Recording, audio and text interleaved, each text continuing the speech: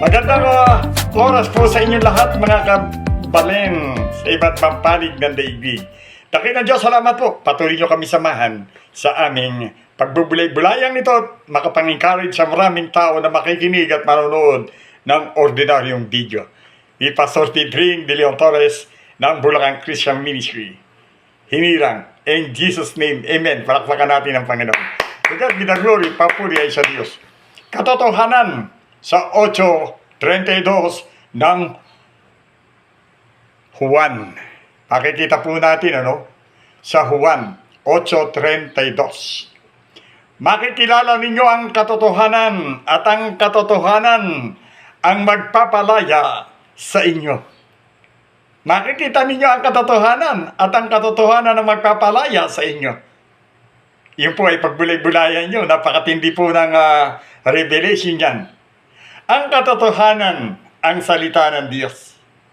Bilang katotohanan ang nagbunyag sa kalunos-lunos na kalagayan ng tao na malayo sa Diyos. At siya rin ang nagbigay ng daang pabalik na sinabi ni Jesus sa Juan 14:6. Na si Jesus ang daan ng buhay at ang katotohanan, walang makakarating sa Ama kundi sa pamamagitan ni Jesus. Bakit po ito laging inuulit at binabalik? Dahil iyon po ang nararapat mapakinggan ng mga tao. Lalo po yung mga wili-wili sa kasiyahan, sa kagalakan na walang humpay na kanilang ginagawa, na kanilang tradisyon, taon-taon o buwan-buwan may nagaganap na kagalakan sa kanilang pagtitipon, maging sa kanilang tahanan at labas ng kanilang tahanan, bulgaran, maging mga anak, tunggaan ng tunggaan, sayawan ng sayawan. Iyon ba ang katotohanan? Ang katotohanan ay si Jesus. Kaya nga po makikilala niyo ang katotohanan at ang katotohanan ang magpapalaya sa inyo. Hindi ba niyo nakikita at napapansin ngayon? Halos lahat ng tao ngayon ay mayroong mga cellphone. Hindi ba kayo nababahala? Totoo po ang salita ng Diyos. Lumindula naman na nakaraan at ang salita po ng Panginoon. Tandaan po ninyo ang sinabi ng Panginoon, maglalaho na lahat ng bagay sa sanlibutan. Isa man sa kanyang sinalitay, hindi mawawala ng kabuluhan. Bago dumating ang Panginoon, magaganap ang lahat ng kanyang sinabi. Kaya suportahan natin, huwag tayong matakot na magkaroon ng ano pa mang bagay na darating na biglang kalunos-lunos, lumalaki tubig, umaalong malalaki, at ngayon dudurugin ang Luzon sa lindol, ang sabi ng mga manghuhulang mangkukulam na iyan. Yan po mga manghuhulang mangkukulam. Sinabi na po ng Panginoon yan. Inuunahan pa nila ngayon at tinatakot ang maraming walang kaalaman. Kaya kayong walang kaalaman, natatangay kayo sa mga sinasabi ng manghuhulang mangkukulam na yan. Paniwalaan po ninyo, ang salita ng Diyos ay totoo. Magaganap ang mangyayari, kaguluhan, pagpatay, ang mga tagutom, giyera, lindol, lahat magaganap yan. Lumalaki alon, lumalaki tubig. Ang alon ay gabundok. Marami na pong nangyari. Marami na pong ipinakikita.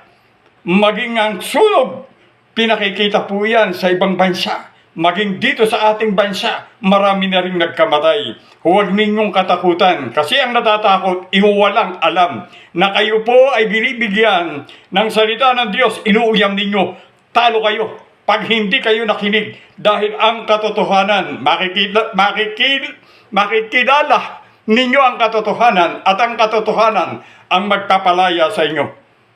Opo. Pag ito ay inyong kinilalang si Jesus, ang Diyos niyo tagapagligtas, maging ang buo mong angkan ay ligtas. Pero kung kayo mananatili riyan, walang humpay na kagalakan, kasiyahan, kayo po yan. Nabuhay kayo sa tradisyon na minanapan ninyo sa inyong mga ninuno na dinala rito ng mga dayuhan. Dahil ang ating bansa ay tunay na mayaman. Kaya pinag-iinteresan. Hanggang sa ngayon, mayroon pang presidente na ibinibenta. Lahat ng kalaswaan ipinunda rin niya rito. Pero ngayong nililinis, marami siyang tagasunod ng mga may espiritu ng kadiliman, yung katotohanan, ayaw nilang tanggapin.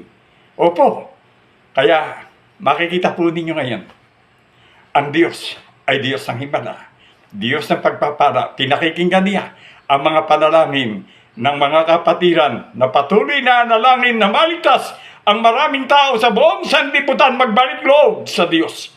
Maging ang bansang Pilipinas, maraming Pilipino na hindi kinikilala si Jesus. Mahabag po kayo sa inyong sarili, sa inyong angkan.